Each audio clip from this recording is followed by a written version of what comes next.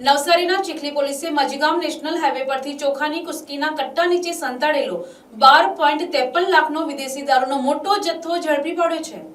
આ કાર્યવાહીમાં એક બોલેરો પિકઅપ સાથે મધ્યપ્રદેશના એક શખ્સની ધરપકડ કરવામાં આવી છે, જ્યારે ઉનાના 2 શખ્સોને વોન્ટેડ જાહેર કરાયા છે।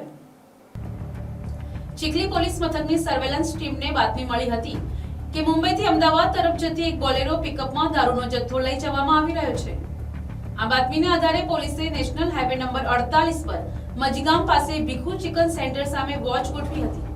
શંકાસ્પદ બોલેરો GJ 32T7165 ને અટકાવી તપાસ કરતા ડાલામાં ચોખાની કુસ્કી ભરેલા 15 કટ્ટા નીચેથી વિદેશી દારૂના 94 બોક્સ મળી આવ્યા હતા।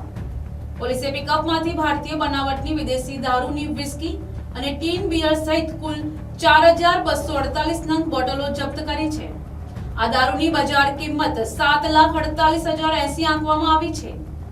દારૂ ઉપરાંત પોલીસે 5 લાખની કિંમતની બોલેરો ગાડી અને એક મોબાઈલ ફોન પણ જપ્ત કર્યો છે। આમ કુલ 12,53,080 નો મુદ્દામાલ કબજે કરવામાં આવ્યો છે।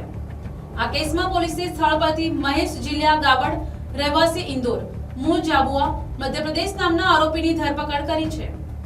દારૂનો જથ્થો ભરાવી આપનાર અને પાયલોટિંગ કરનાર મનુભાઈ દીપુભાઈ ગોહિલ, રહેવાસી સિમર, તાલુકો ઉના અને દારૂનો જથ્થો મંગાવનાર હરેશ દીપુભાઈ ગોહિલ, રહેવાસી સિમર, તાલુકો ઉનાને વોન્ટેડ જાહેર કરવામાં આવ્યા છે। પોલીસે આ બંનેને ઝડપી પાડવા માટે વધુ તપાસ હાથ ધરી છે। જપ્ત કરાયેલા મુદ્દામાલમાં 7,48,080 ની કિંમતનો 4,248 નંગ વિદેશી દારૂ અને બિયર તેમજ લાખની મહિન્દ્રા બોલેરો પિકઅપ અને 5,000 નો એન્ડ્રોઇડ મોબાઈલ ફોનનો સમાવેશ થાય છે। Bureau report NTC news Navsari.